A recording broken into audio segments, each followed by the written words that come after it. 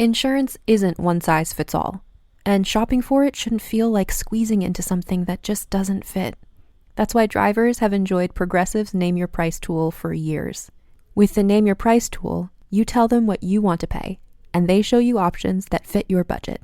Enough hunting for discounts, trying to calculate rates, and tinkering with coverages. Maybe you're picking out your very first policy, or maybe you're just looking for something that works better for you and your family. Either way, they make it simple to see your options. No guesswork, no surprises.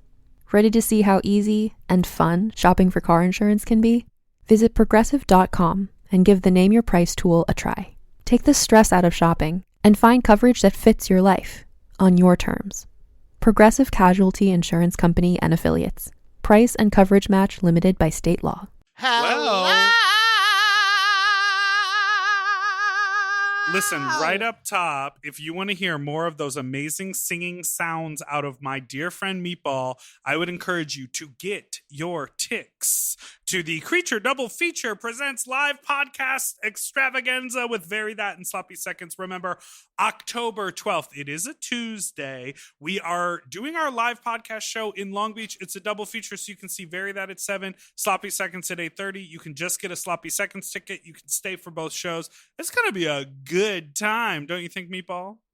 I think it's going to be a wonderful time. I mean, you can't go wrong. You got Raja, who'll probably be a little bit high. Delta, who's always on top of it. You got me, which, wild card. You never know what's going to happen. And Dipper's going to be there with his new knee pads for cocksucking. Oh, my God. And you can get your tickets at verysloppy.eventbrite.com. And unlike Tamisha Amon selling tickets, our website works. And guess what? Let's talk about today's show. This week, we have the one, the only, the comedian extraordinaire, Miss Amy Miller. What a fun time we had with Amy Miller. She's a fucking pro. Yeah, she's incredible. She's so funny. We did not ask her anything about her life history. We're just talking comedy. So if you're into comedy. Talk shop. We had a great time. So sit back, relax, and enjoy the show. Goodbye. Forever. Dog.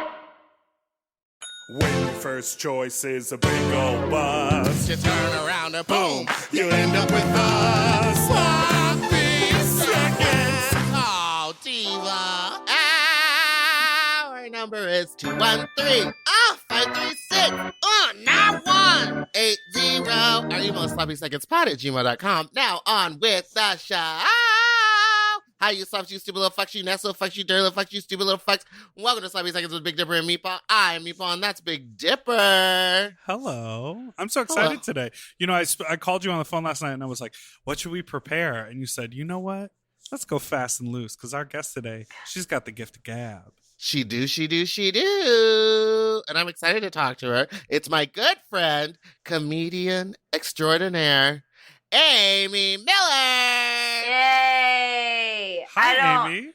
Hi. What a sell for me in the morning. First of all, I can talk after 2 p.m. So this will be an experiment. But I got my coffee. See, I think that my milk is bad, but I'm like still drinking it, and I hope you don't judge me for that. Is it dairy milk or nut milk? Dairy milk. Does nut milk go bad?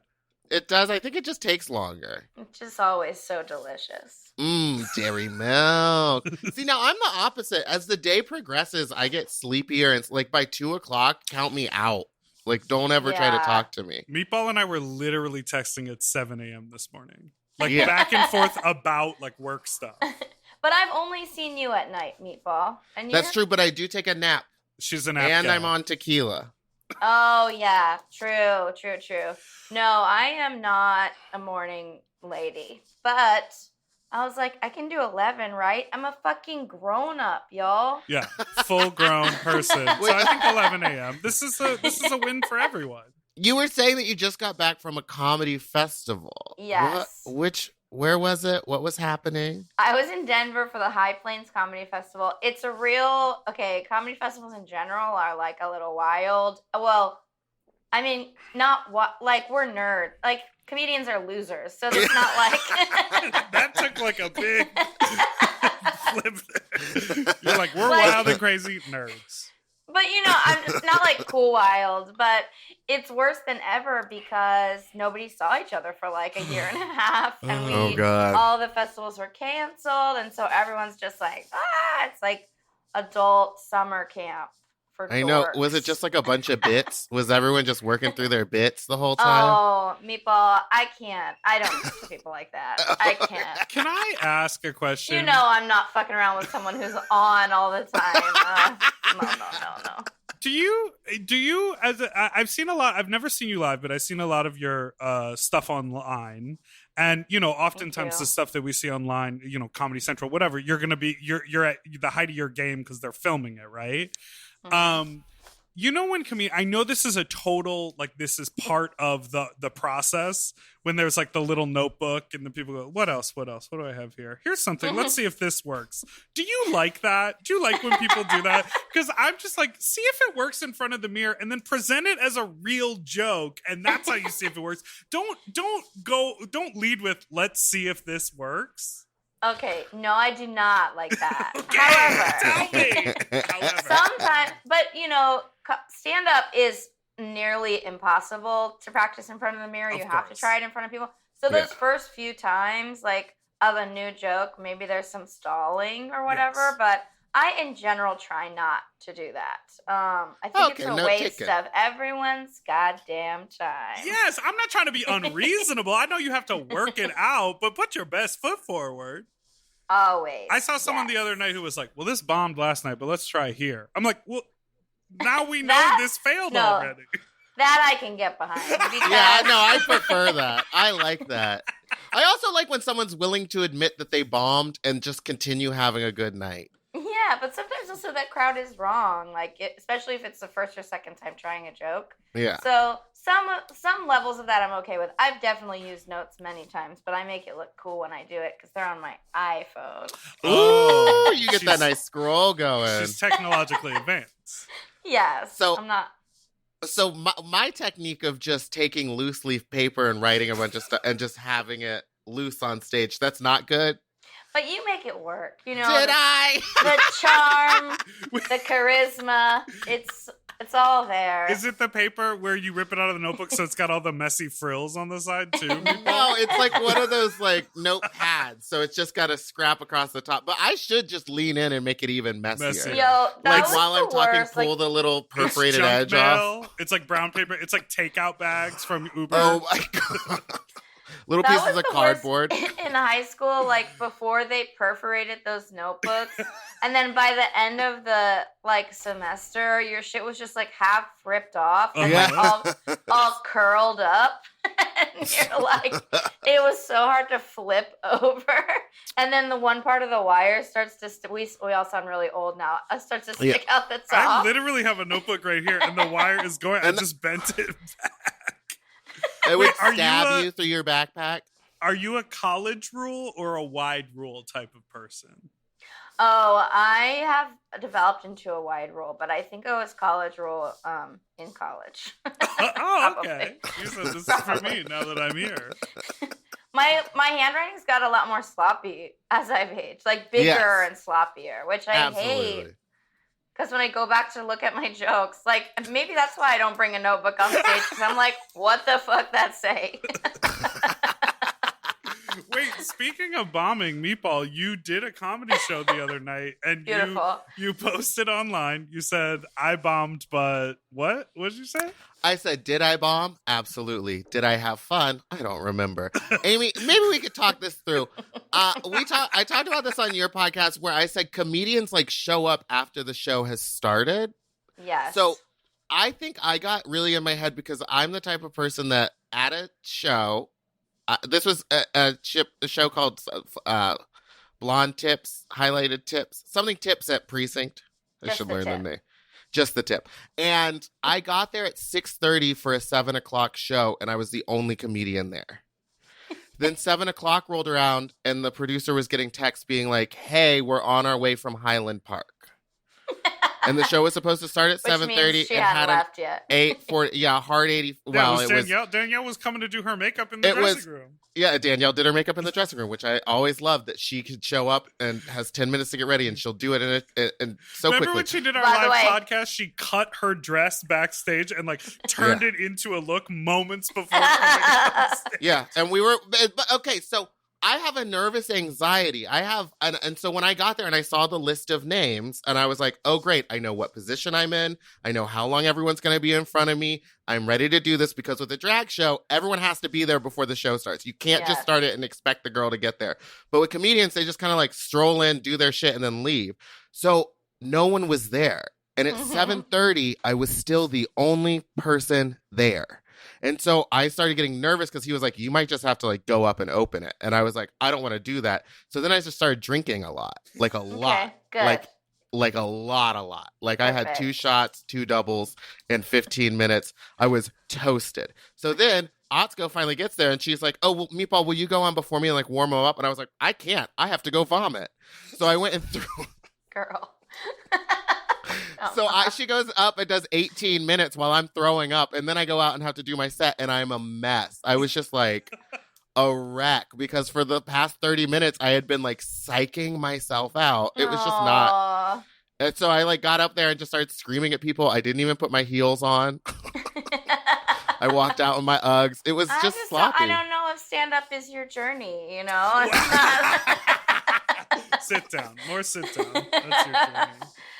No, I think it's a combination of like maybe a lot of us have social anxiety / like mild agoraphobia, where like I will wait till the last second to like leave my house, but I try to be like on time for the show start at least, unless I'm last, but I'm always gonna like make it to my set. Yeah. But I think also comedians have been wronged so many times, because comedy shows always start an hour late, so you're like, okay, well, I'll just get there late, because I don't want to fucking sit around for 2 hours for like 12 cents. Also, I don't get that stressed about like when I'm hosting a show and I'm like just going up in between numbers and talking. And I was like, I could easily tell these jokes in between other people's things. But like to just throw me out to the wolves like that, I was like, not for me. I know, and you probably would have been fine. That's the thing, because also you care and you're funny, and those are the people that do the best. But like I've totally been there. Like early on, I thought it was a good idea to get super fucked up before my sets. But what you're saying is the only benefit is that you don't remember how it went. Yeah, so I'm like fine. I have flashes of like blank stares, but other than that, we're great. Is there a recording of it, Meatball? Hope not. I recorded it. Send them in. Send them in, everyone. Hope not. So how long have you been? Oh, okay. We'll take a break. We had to sell commercials.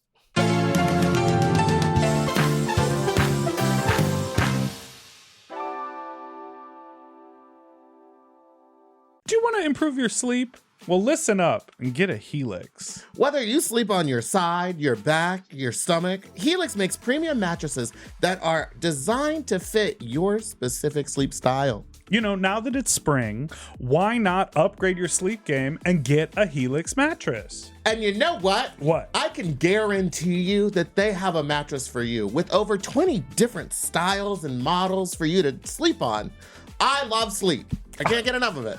And I love my Helix mattress. So ever since I got the big and tall, I know we go on and on about it, but it's a perfect fit for me. I haven't had a mattress before that I was able to select a model from, and I'm so happy I got to do that with Helix. And I, too, have the big and tall model, and it's perfect for my big and tall body. I loved it so much, I got a second one from a guest room. True. Yes, baby. And the people are sleeping great in there when they eventually do sleep in there. Best of all, Helix delivers right to your door with free shipping in the US, and you can get 120 night sleep trial to make sure that it's right for you. You also get peace of mind because Helix mattresses are backed by a limited lifetime warranty and have been recognized by experts at places like Forbes and Wired and me.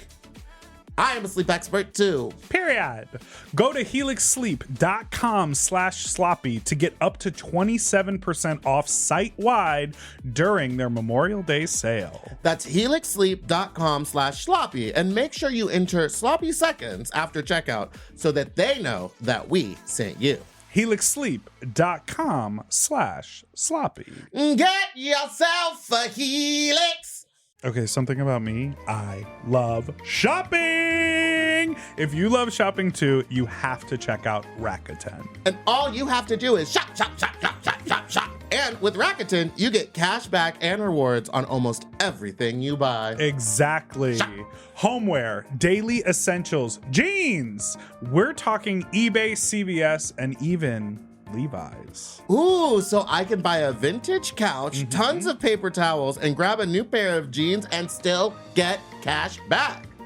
And that's not all. You can even stack those rewards on top of sales and coupons.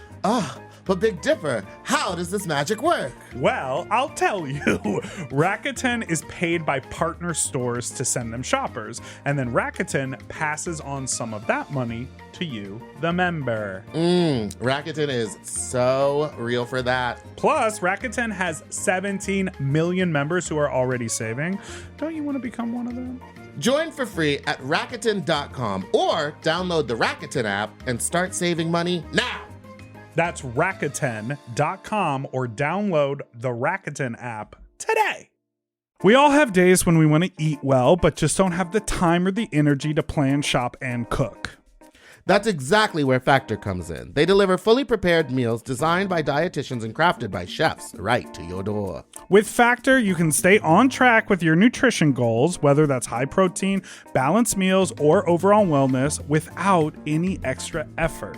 The meals are fresh, never frozen, and ready in just 2 minutes, which makes it easy to fit into your routine. You know, I love coming home after a long day and having a tasty and filling Factor meal. It's waiting for me, and I don't have to worry about shopping. It's quick and easy, and one less thing I need to think about when I get home. You know, I'm feral for fish right now, and I always get my fix with Factor. I recently had their scampi-styled shrimp and salmon, and let me tell you, it did not disappoint. So get Factor today and start enjoying delicious and nutritious meals. Head to factormeals.com/sloppyseconds50 off and use code sloppyseconds50 off to get 50% off and free daily greens per box with new subscription only, while supplies last until September 27th, 26. See website for more details. That's factormeals.com/sloppyseconds50, like the number, off. Sloppy Seconds 50 off.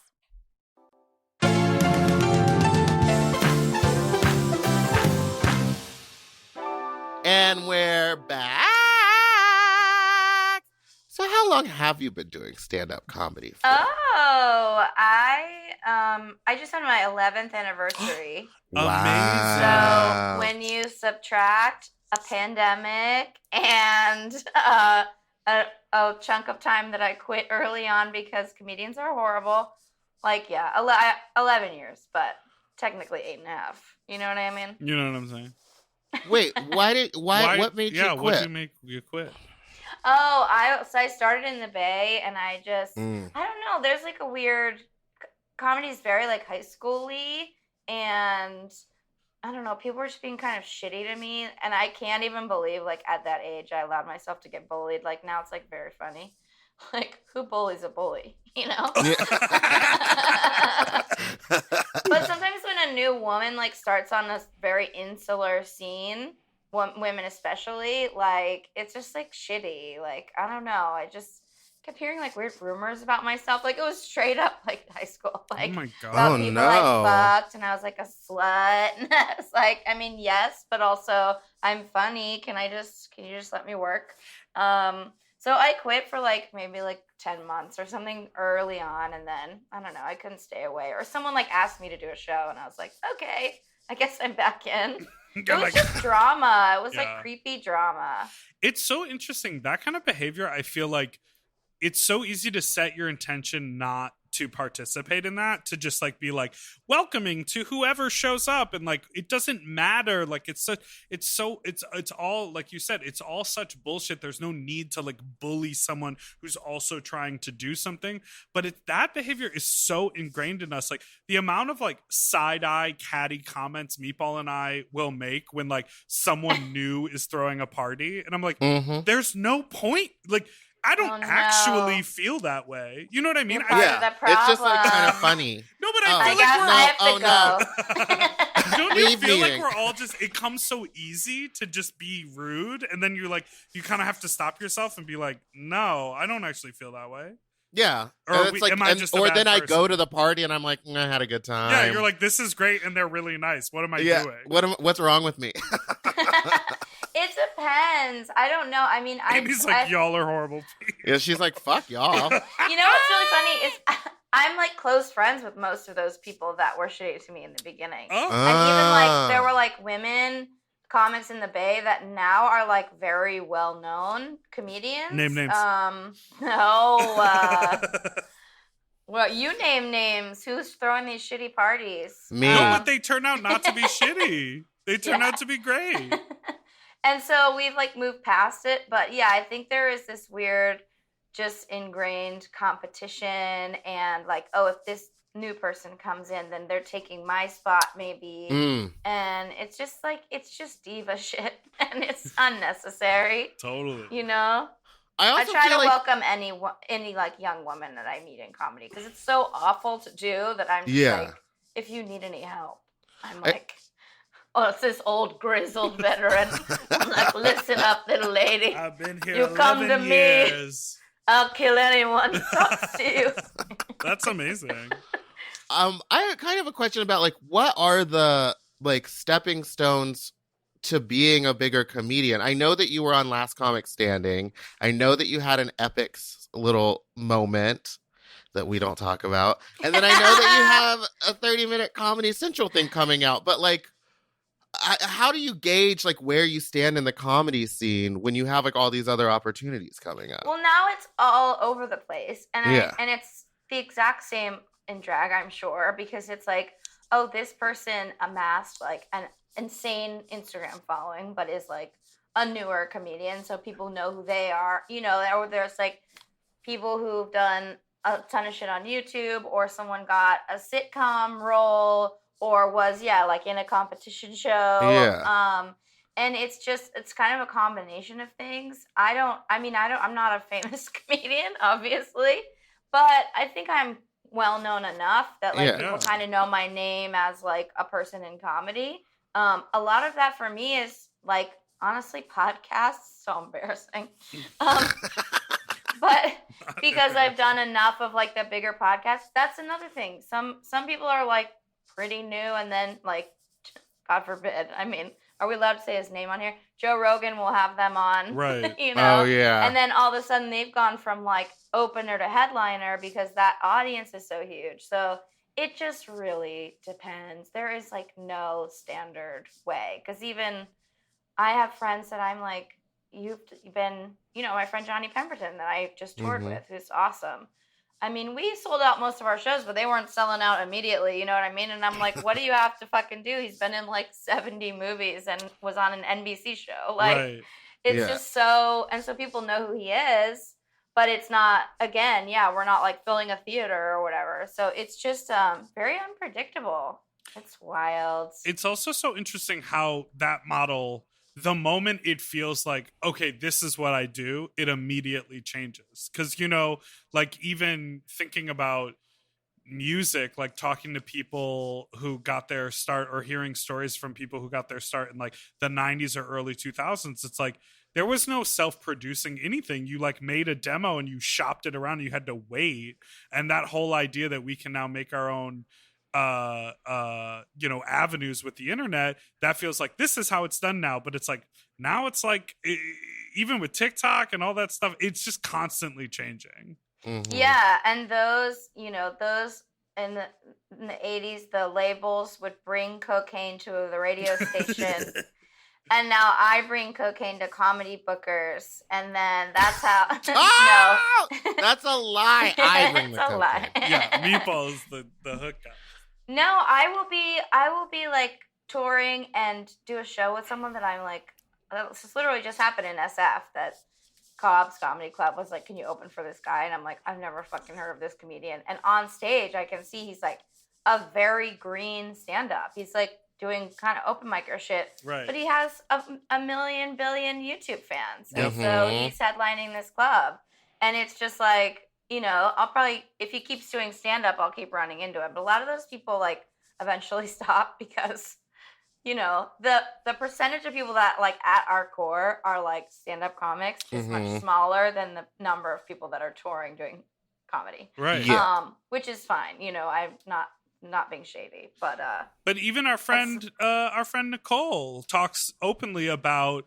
I started, you know, she was like, she says she booked colleges because she was on TV and she didn't know she had to do stand up. And then she learned how to be a great stand up because she has that ability. But that was like, oh, she booked all these shows. And it's like, you got to fill Yes. the time.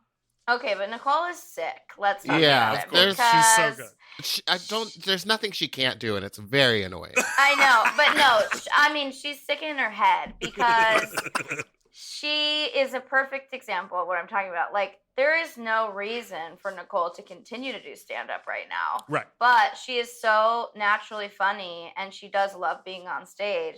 Most people at, like, living the life that Nicole is living right now and getting the roles that she's getting would take a long break from Yeah. live performance. Because it's a nightmare. I'm out on the road with her. People are heckling and yelling nailed it and fucking trying to walk on stage and shit. Like, why would she want to do that when she does not need the money? That's how I know she's fucked up. You know, and that means she's a real performer. Right. But a lot of people, like the number of friends I've had who even get like a writing job where they're not on camera all the time anywhere, but they're making good money and they just stop doing stand-up is Right. a lot of people. Wow. So yeah, R.I.P. Nicole. She's gonna die. She's fucking crazy. But she looked incredible at the Emmys both Oh. days. Gosh. Flawless, absolutely So flawless. good. I love her. I'd so like much. to move this conversation over to one of our newest obsessions. Carrot Top? Oh, Wait, didn't I he mean- show his dick on a He TikTok showed dong. video? Amy was the one who found it and sent it to me. Amy!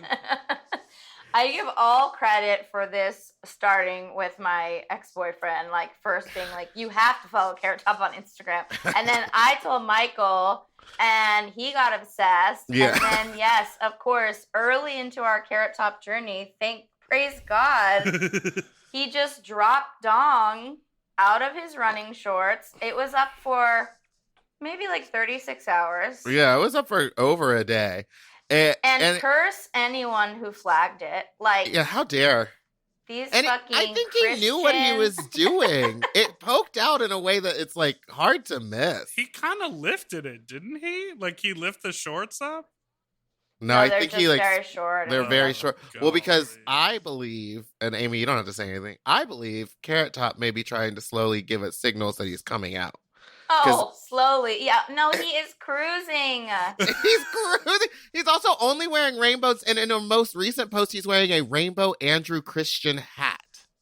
Yeah. He's obsessed with rainbows. He's like, you know, he's one of those people that just, I feel like a lot of the sort of 80s, 90s, like pop art, lunatic entertainer heroes that we have just been like, I don't talk about my sexuality. It's truly none of anyone's business. I'm just True. doing what I do. Right. And you know, it's like a Paul Rubens thing. Like so many of those folks are just like, I don't talk about it. And it's really interesting to me because yeah, he does seem to be trolling for dick for sure. He's And letting his hang out. It's crazy. Who do you think And built this- all those props for Carrot Top when he was in his heyday? I think he did. he did. He He did did. all of it on his own, which is why it was like kind of even more impressive. Yeah, because he's like an artist, truly. Yeah. Oh no! And the whole let's thing. get Carrot Top on the pod. Wow. Well, Michael and I have already been making secret side plans that we're all going to Vegas to see. No, the I know, show. and So, we're anyway, hopefully get going on in like board. 2 weekends. The thing about the dong too was like everyone's first question, of course, is like, "Is it big?" And I'm like, "For Carrot Top, yes." Like, yes. Oh, I can't wait to see that show with you. We're gonna really. I'd go to 2, honestly. Let's do a matinee. Well, yeah, I want to see them both in a row. We'll do the children's showing and the adults showing. Is The he one with dong and the one without. Is he still doing props? Yeah. Yes, what that's he his whole does. zhuzh. But he lives in Vegas. He like has a show, nightly probably? Nightly. Well, when I was just there, he missed a night because I can't remember He what got it was. a date. He had some weird illness that now I can't remember. COVID? Carrot, How- Was carrot it COVID? coronavirus? Was it carrot COVID? Was it Carrot COVID? Wait, you were just there because you were recording was that when you recorded your Comedy Central? No, I did that in New York last week. Ah. I had a big couple of months, which is so fun. 'cause Yeah, I'm coming still, out like, of the pandemic. so poor. This is great about comedy. I'm like nothing is paid yet. So have you ever had hopefully in drag there's more of a standard that like you just performed, here is your money. Well, at a club, but like like other for kind of the gigs. Not for TV like when I stuff, do yeah. corporate stuff or like TV stuff, I They're wait like, we're on a 3 net months. 90, and we'll Right. pay you. They're like, N- what is Net that? 90, I don't even want to do it anymore. I know, I don't or care it's how like much money. You go do it and you're kind of expecting the check that day, which is so dumb because then at the end of the day, they're like, okay, so we're going to send you an email link and then you have to create your own profile at our company. Oh, and yeah, then get we'll into send our you this. payroll And I was like, I don't system. want to be on your payroll system for this, There's- like for They're one There's a reason payment. I stopped working. Like, They're no. like, please drive to the valley so we can finger prick you to authenticate you to get a payment of $400. You're like, truly fuck all the way off. Yeah. So I was just in Vegas doing shows. And I did 2 clubs back to back, which was not a good idea because it was 2 solid weeks. And I was just like slowly going insane. Oh my Um, goodness. I've Yeah. never been to Vegas. Is it really wild? Whoa, really? Well, Yeah. come to see Carrot Top. Come see Carrot Top with I us. would actually love to We come might to see Carrot let's Top do that. Let's all get in the same hotel, and then we can try to get Carrot Top up to our hotel room and record a Yes. little and pod. record a podcast under the guise of sex. Yes. God, would I suck Carrot yes. Top's dick? Well, you got to look at it Yes. first. I mean, I've seen it. The concern is the face to me. Oh, you did get to see it? Yeah, I just Googled it. It's available. Oh, okay, because I keep a screenshot of my phone. Well, listen, let's take a quick break, and then I want to hear about taping your comedy special.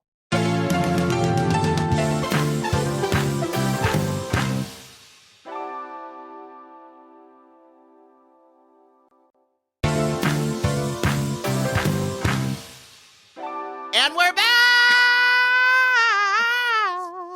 That was pretty okay. Pretty okay. So much at this hour. What do you think Ariana Grande would say about you on The Voice if you did riffs like that? She would be like, "Quit coming for my whistle tone." Is that a good Ariana? I'm Ariana You Grande. did it. Is Thank what you. I could say about it. So impressions aren't my strong suit either. All right. Well, Amy one of these says days I'm maybe going to don't figure out do what I'm good at. stand-up. Don't do stand up. It's really Don't do more of an impressions. Ariana Pequena that you're doing. Wait, so filming a stand-up special, that's like a huge deal. Yeah, it was very fun. It was exciting. So Comedy Central does a round of half-hour specials every year for, I don't know, 25 years or something. I mean, there's a lot of them. You can see them on Paramount Plus. Work. So yeah, it's like it's a milestone that a lot of us like submit for. Like I've submitted for it probably 6 times. Like literally you film 30 minutes of you doing stand up, send it in. They used to like also ask for a transcript and stuff, and now it's like all fast and loose. Like they're like, say whatever you want. And so I did 47 minutes. And that's not, and they're going to keep it mostly, I think. But it was at the Knitting Factory in New York, and it was very fun. Yeah, I was like doing crowd work and shit. Like I was so like loose. Do I had you 2 shots of whiskey before I started. Do you like being loose? Like, when you have like a loose show and you're just like throwing jokes around and doing crowd work, when you walk off, are you like, hell yeah? Or do you prefer to come off with like really knocking it out of the park with the like beat it out jokes that you know are tried and true? I am always shooting for a combination, Yeah. and that's definitely what I was shooting for in my special. Like, I do think it's, for that, it was good for me. Like, I was very nervous for like 4 minutes, and then I was like, oh, this is just a show, you know? I had like friends there, like comics came. It's like, it's a show, so I'm just gonna be normal. But I do want to get the jokes out. So I like being loose, but not sloppy. Yeah. No disrespect to this podcast. And certain people who do stand up Wow. after 6 shots of Blacked out. tequila. I think it was 8. We're talking about you, Meatball. Oh, it's me. I was looking around the room like, oh my God, who would do that? That's so wild. My favorite comedians in life are like, it seems natural, but Yeah. you're still getting these punchlines out. Yeah. And sometimes it's almost like a surprise because you're like weaving from, I try to like go back and forth where it's like, oh, she's just hanging out and talking to us. And now she's doing a joke. But there wasn't like, now I'm going to do a joke transition. Right. Like, just I try to weave it. And that was always like my dream of, because those are my favorite stand-ups, you know. What'd you wear? Oh, okay. I wore a blazer. Where? Ooh. A power blazer, Tommy Hilfiger. It has patches on the elbows. Shout out to Paula Poundstone. It was like a deep cut reference. Yeah. On the elbows. No pads in the shoulders. Oh, but- sorry. I misunderstood. And I wasn't wearing a long, skinny tie. But that would And you be weren't amazing. driving with your children drunk, What you a know? You were really living. trailblazer. Meatball. What? Yeah, She we did don't that. talk about that. She did. I know. Listen, we all make mistakes, and she came back from it stronger. She did. And a mustard top with like I a love plaid kind of like schoolgirl skirt, Ooh. Cute. tights, and patent leather shoes. Yeah, I was going That sounds for very cute. like, I don't know, like hot principal / like I'm a baby. Hot principal, baby. I got Very, you. very my brand. You know what I mean? I'm a Kinda sexy teacher. What? Like, / kid. hecklers to me are such a wild experience to have to deal with as a stand-up. What is it like? Do you have like a really like a wild heckler story about someone just being insane that you owned? Because that's a big thing on social media, right? Like on TikTok Oh, or on yeah. Instagram, where it's like comedian owns heckler, and you're And like, then you watch it, and you're like, oh, You're like, okay, is that you, the like- word we're going to use for you, you like giving insulted them them one time. Yeah. Yeah, well, okay, some of those videos are fake, is first of all what I want to tell y'all. Little inside secret. Yeah. What? But then even the ones that aren't fake, yeah, I agree with you. Sometimes it's like everyone is like wanting to do crowd work now. It just became a thing that Yeah. like became popular, but it is not for everyone, and not No. everyone's good at it. Because some comedians just aren't fast, you know. I mean, my heckler stories are all over the place. Like, one guy actually made me cry. That was a little drama. Like, I don't know. I just got him. He was, like, an older guy, and he hated me. And I just, like, my daddy issues just, like, came pouring through my tear ducts. And it was the one time I've ever cried on stage. It's very funny now. But I've had, like, a man fully approach the stage, like, walk on, because he was, like, mad about something that I said. And then nobody in the... Like, people don't know what to do in that moment. Like, I think they mean well, but they're like, is this part of the show? You know, so I had to be like, I need help. And then finally, like, 2 guys from the crowd, like, jumped up. Club security did absolutely Oh, horseshit. no. God. They were like, let's watch this play out for this young lady. Yeah, they're like, get the camera. Let's put this on TikTok. This is Right. going on TikTok. Comedian gets Fuck. assaulted by audience members. Ugh. Yeah, so he was real drunk, and he was just mad, and he decided he was gonna come, and do what? It's not like I didn't think he was gonna beat I think he was gonna try to take the microphone or something. It's always a great drunk idea that Right. those people have. Like, and then they get up there and freeze. It's so great. Let me tell you my main heckler. Okay. It is like, she thinks she's supportive lady who's around my age, fucked up on wine, 100% of the time white, Caucasian all the time, and is just like, thinks we're at fucking brunch or whatever, Right. you know? And sometimes it's nice. They'll just be like, I love you. And I'm like, literally, go to the drag show with a stack of dollars and please don't come back to comedy. Like, yeah, if you want to yell and be like, go girl, like, this is not it. Like, I'm telling jokes about, like, my dead father. It's like, no, take your money somewhere else. That I get that so much. And a lot of them apologize later. It's like a whole weird psychological thing. I think some women are still very uncomfortable seeing women do stand-up comedy because it's like, oh, she's gonna like tell our secrets, or what if she bombs and then like proves the point, you know, all women are terrible at yeah. comedy. And so they literally, I don't know, I think they just like get uncomfortable and they overdrink, and then all of a sudden they're like, there's a theme. That's happened to me too. Yes, sis. Girl boss up there on stage. Yeah. Oh my gosh. Yeah, that is so.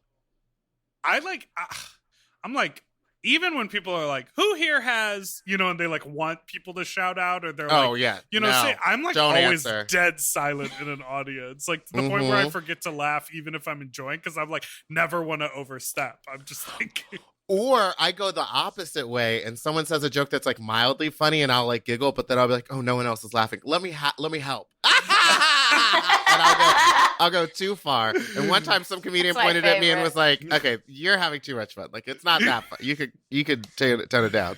Oh, like, I would love that. Oh, you'd be my favorite audience member. No, to they were the like, "You got a drag loud queen laugh. You in got a the loud second laugh." row with the fake laugh. Please stop. Oh me. No, I'm like, okay, this is the only person in here who's right now. Thank you. So it's a battle of who's right and wrong in the audience. Okay, I understand that now. Constantly. Oh, always. Yeah.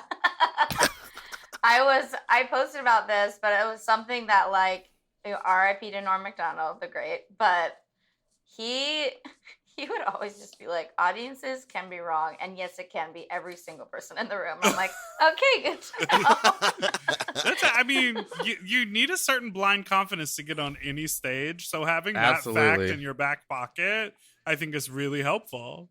Yeah, sometimes it's just not it. You know, it's not working, or I don't know. I mean, it's never usually like the whole crowd for me, but I've definitely been to places where it's just like, I am not their cup of tea, and there's nothing that I can do about it because it works so well in so many other times that I can't be like, you know, well, this must be my fault. I don't know. Okay, so speaking of the great Norm Macdonald, who are some comedians that you like really idolized or looked to or were inspired by before you started 11 years ago? Oh, well, definitely Maria Bamford. Oh, who is, yeah. like, now my friend. So that's been a weird, you know, that's such a strange thing about comedy is like your idols just become your friends because it's so small. There's Yeah. not that many of us. Wait, and quick Maria story does about- bring out a notebook sometimes, but she is openly mentally ill and can't remember a lot of stuff. So, But I've seen her with the notebook, and she's smooth. And Yeah. she's smooth good with about the it. book. Yeah, she doesn't Yeah. stop and like hold up the room to be like, hold on, what am I gonna exactly. Also, Michael, my boyfriend, used to live in her old apartment down the street. Oh, wow. How fun. I know And that. so when he moved in, he like asked her questions about the apartment, and she said, nothing, you might see a ghost of this old gay guy who died masturbating in there, but other than that. And so he was like, cool, great, thank you. Whoa, wait, how did she know that he died masturbating? I don't know. Because I didn't ask.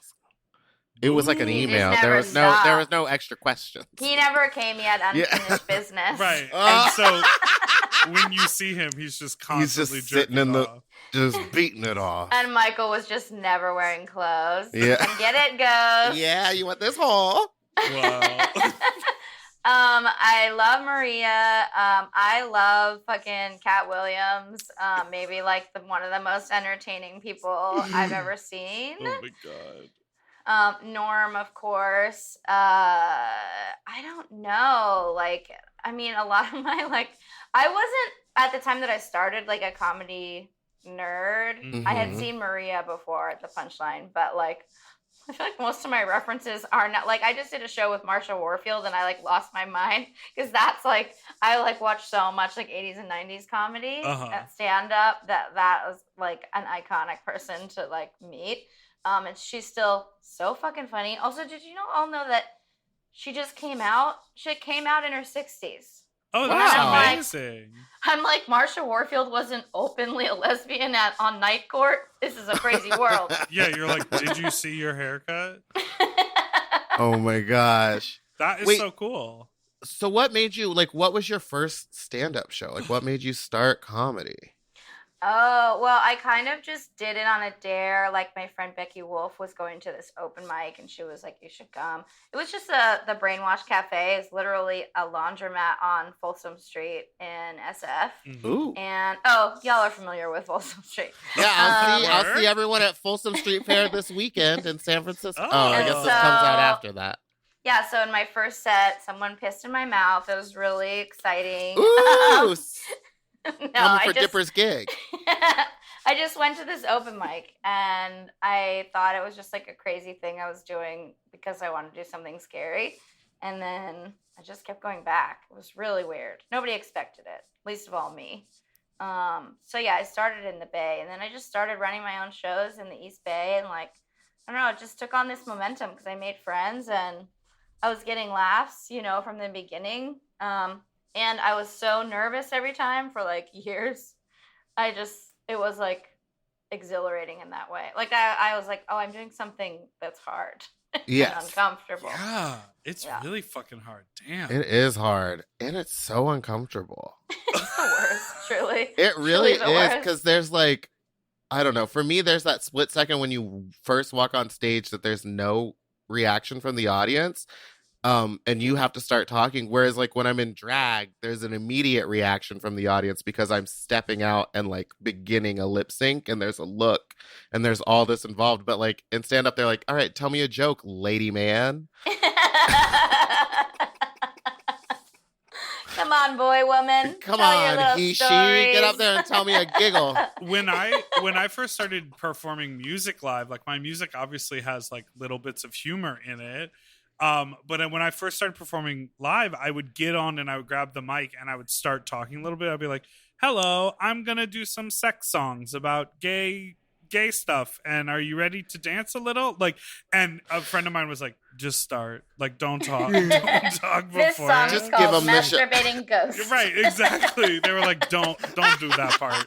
And so then I have now in between songs, I really have a better sense of like banter and I make people laugh and there's like a bit of humor there, but I have to sort of get into the mode. You know what I mean? And doing one song gets me there. I can't imagine going in cold. Y'all all have to go in cold. No lube.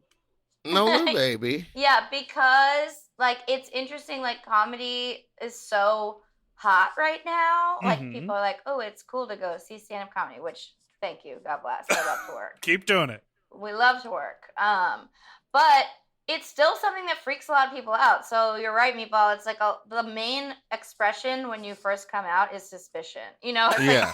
like people like in comedy audiences, they do want it to work, and that's something I always have to.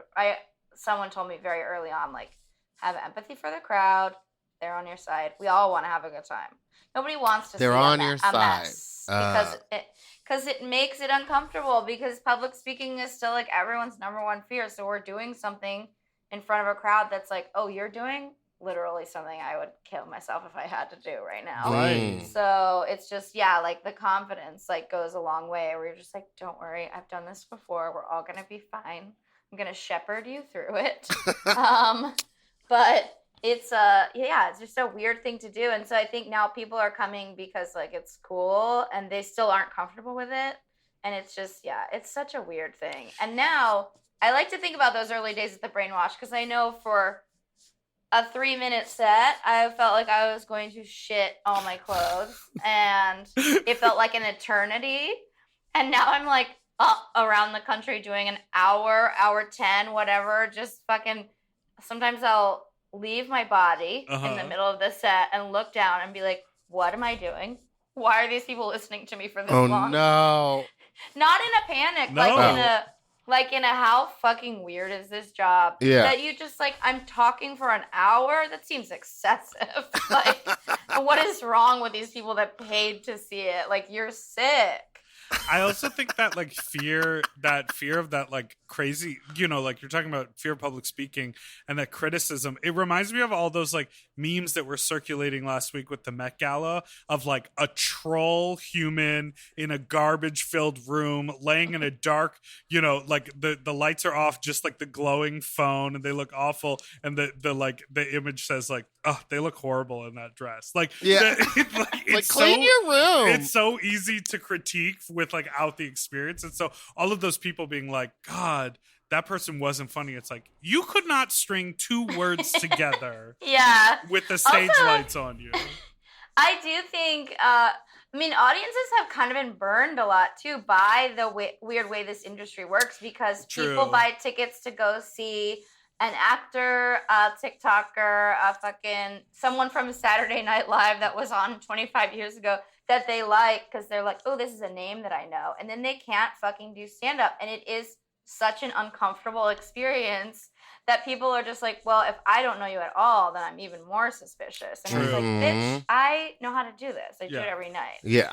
So yeah, if you want to go to comedy shows, this is for your audience. Just do some research. Look it up. See if it's good. Don't just go see a celebrity. Fuck Jeremy Piven doing comedy. Like, suck my ass. She said Suck my asshole. He was notoriously bad. And then didn't he just like cancel a bunch of dates randomly? Say it was Probably, for he mercury probably poisoning? got COVID for his 6th time. Like, who knows? I don't know that he's ever had COVID, but I wish he would get I'm it. sure he Come through with did. the slander. Well, yeah, for our audience, if you're going to go see Stand Up Live, go see Amy Miller. How about that? Yeah. Yes, that's a good plan. You're back on the road, baby. All right, And we're that going to leads take us a to our quick next segment break. after this quick break. I could do it. I didn't know Oh, you were going to do I it. knew it.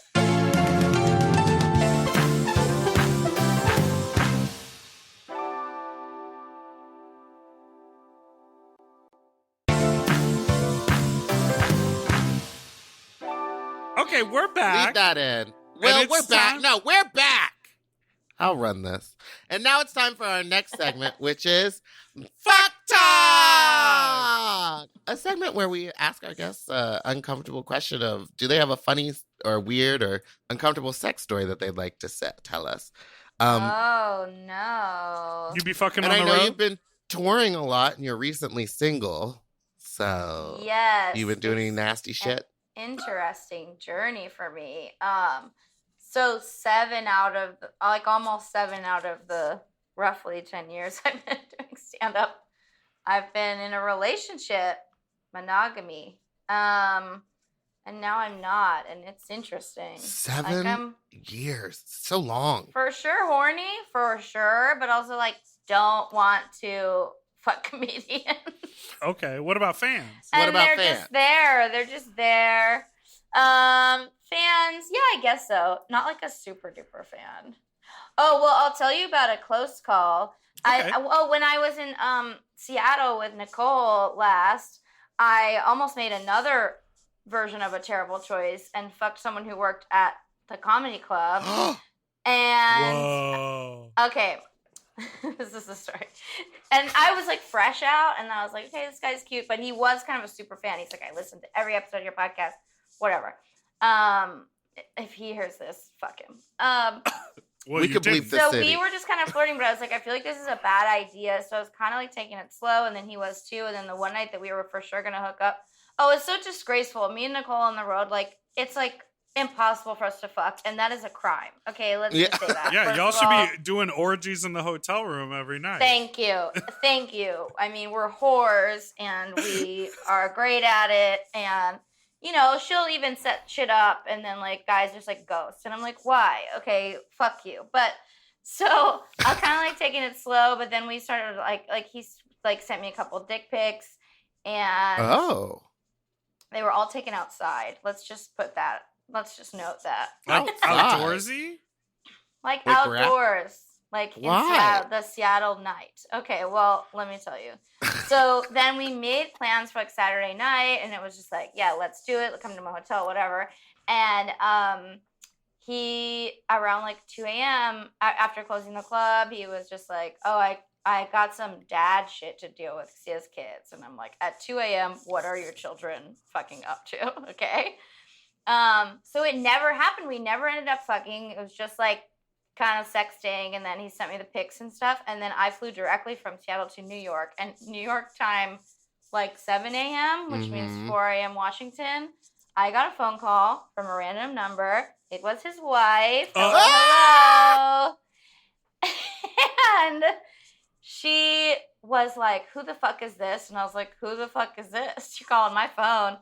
And she was like, this is so-and-so's wife. And I was like, oh, bitch, I am so glad you're calling me because I made this dude swear. Like, because I looked at his Instagram and it looked like he had a whole ass family. And I was like, I do not fuck around with married monogamous dudes.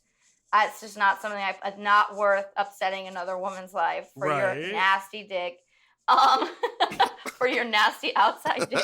For your nasty dick. So that's why he was taking all these pictures on the patio. Because his wife was inside. God. Go to the bathroom. So I felt so bad for her. And this is where I really fucked up, is I did say, if you ever need to talk, call me. To the wife? Yeah. You tried to make a friend out of this? I just felt bad for her because I was like, I don't know this fool. I made him swear over text and to my face that he was not married, and he swore and swore.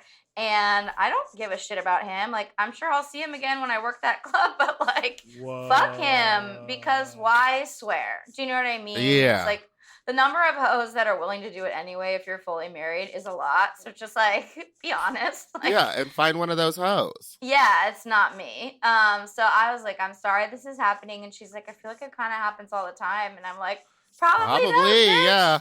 And then she wanted details about what kind of texts we sent. And then I was like, oh, that's sort of where my line is. Like, I wish you the best, but I don't want to be involved in all y'all's drama. So I'm like, please actually don't call me. That's crazy. Yeah. And that was like my first attempt back out. So I was like, oh, great. So this is, I'm Not a so good glad sign. I didn't sleep with him. Yeah. But like, it was just a nightmare. That is so wild. That's so crazy. Well, men are not well out there. Yeah. I mean, gay men are psycho, but it sounds like straight men are just way more trash. So fucked up. They don't know what they're doing. Dang. But pre this relationship, I was, of course, a massive hoe. Yes. And unfortunately, a couple years, we met in Portland. And so before I fell in love and into monogamy, I was sadly dating in the Northwest, which is really just some of the least well straight men I've ever fucking met in my life. I don't know. There was the guy that after we fucked, he started saying the N-word a lot. Oops, didn't see that coming. Oh my God. Just for funsies. Just to let it out. Wasn't talking about anybody in specific.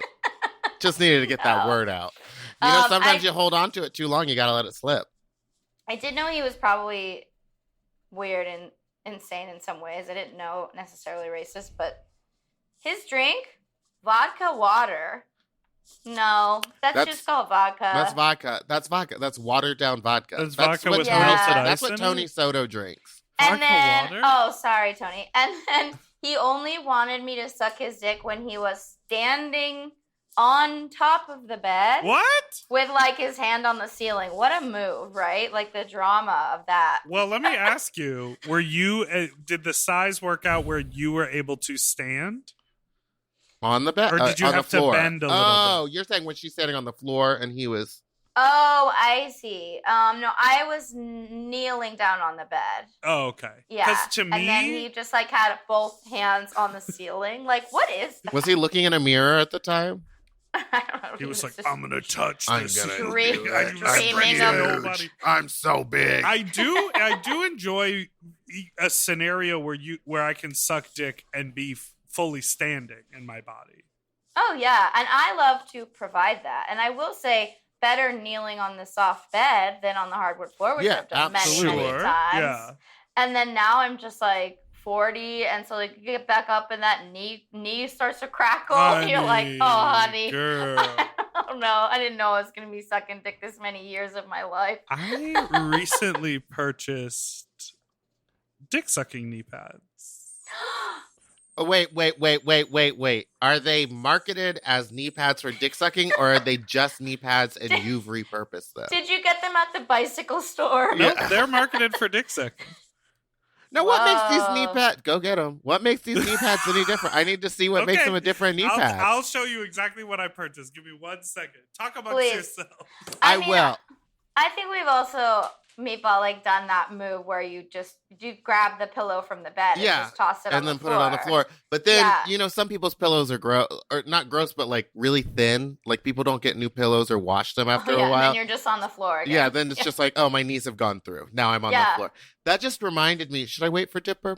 Well, one time when I lived in New York, everyone in our audience gets tired of me talking about New York, but I hooked up with this guy that I met on Grindr, and I made him come to my apartment, and he only wanted to get a blowjob standing up, but like the way my apartment was set up, the only spot to really do it in besides my bedroom, which he didn't want to be near a bed, was just on the kitchen floor. So I was kneeling on hardwood for forever until he finally was like, I'm going to come. Where do you want me to come? And by that point, I was like, I don't care. Wherever. I can't feel my fucking Yeah, I was knees. like, just fucking come. Couldn't grab a couple of dish towels and put one under each knee all balled That up. wasn't really the vibe. He was very much like, suck it now. And I was like, okay, we're doing this. Yeah. And then he came on the floor, and then he got dressed and left. And then, like, a week later, I went to an audition, and he was the casting agent. And we had to act like nothing happened. And you were like, I was already on the couch. Yeah, so I was got like, it, right? well, I thought kind of like, this is going to be my role. And I didn't get it. I do, aside from the knee thing, I love a standing dick suck because everything's just right there. Yeah. The whole buffet is available to you. Great time for a finger in the ass, lick the balls, easier without having to get scooped down there or Yeah, whatever. you don't Touch underneath. Everything's just there. Plus, if he has a hot body, then, you just take a peek up every once in a while. And Grab I'm the like, nip, oh my God. grab the nip a little. Ooh. Put a finger in the mouth. Slap yeah. him. I enjoy it. I sucked a guy years ago who was very petite. And so Petite. even with me being on my knees, he had to stand on a milk crate in order to be at the right level. And what grade was he in? All right, so these are the knee pads. The reason they're not at a bike shop is they're fully soft. They're not about protection. They're just padded. Cushion. Okay, so what we're Why seeing do they here... look like Transformers? Yeah, why is the Transformer logo? Well, it's actually, if you look closely, it's a pig. Oh, it's Nasty Pig. It's not Nasty Pig. These are from Fort Trough. Fort Trough. Sponsor And of the reason Bitch is Pudding. that it comes with 2 knee pads and A sucking mask. this is a dick sucking hood that you wear. Oh, you little fucking You're slut. gross. Well, I'm really proud That of is such you. a big mouthful, by the way. Well, Well- it's for your nose and your mouth. We But gotta it let all doesn't fit breathe. on my head. This is too small for me. Then put it on It's someone too else's small? head, honey. And Yeah, then put it what on do someone I do? else's Do I put head my while you glasses suck 'em. on top of it? Yeah, absolutely. Oh, Put it on one I gotta of these screenshot petite that. men. Yeah, these tiny men. Oh my God. It does nothing goes in the right Nothing- hole. That's so tight. I love to just feel like I'm getting sucked off by a housefly. Yeah, what? That's not sexy. This is not the look for you? No. Here's the thing. This hole is so tight that I can't really even open my mouth all the way. So I feel like it does a disservice. For me, Do you have a big head? for my head shape. Yeah. Yeah, because it's really giving you a facelift though. That brow is lifted. Honey, I'm sneezed. I kind of need that for myself. All right, we should end the show, don't you? Okay. Oh, you don't have a story you want to tell? Well, this is your story. You got this mask and it doesn't fit. Don't worry. I just told 3 stories. It's telling a story. Take a Wait, photo. put the elbow pad on though. I want to see It's the a whole knee fit. Well, they're knee pads, Oh yeah. but you just want Yeah, to for Well, you elbow. could use it for both though, right? It looks a little What do tight you on your put elbow. Your elbows on. I guess if Well, you're like a hardwood floor, if he's fucking like you from laying behind. down on the floor or something. Or getting fucked from behind. Yeah. Mm-hmm. I think we all just need to keep fucking in soft places. Yes. Like, the fact that there is a demand for this product is... It's wild. It's also just like men don't deserve it, you know? Yeah, frankly, yeah. Like they should make me comfortable if I'm gonna suck their dick. Not that. This looks crazy.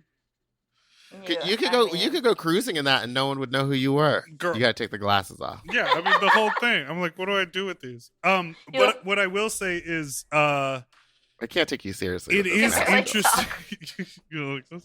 It is This interesting. is now a wrestling podcast. It is interesting to try to wear these in a sort of inconspicuous way. Yeah, well, because you don't own pants, you only own shorts. Correct. So when these you are stroll like up to sticking someone's out. apartment, you're just wearing. My Oh. dick sucking knee pads. Also, underpants or a dress is kind of genius because then you can suck dick in the bathroom of the bar that night without hurting your knees. Exactly. Damn. Okay, I'm getting it. It's all coming together. So when you sucked off Ric Flair, It was a great time. It was spicy. All right, let's end the show. Well, How about that? Yeah. All right. Well, thank you, Amy, so much for being here. Where can everybody find you?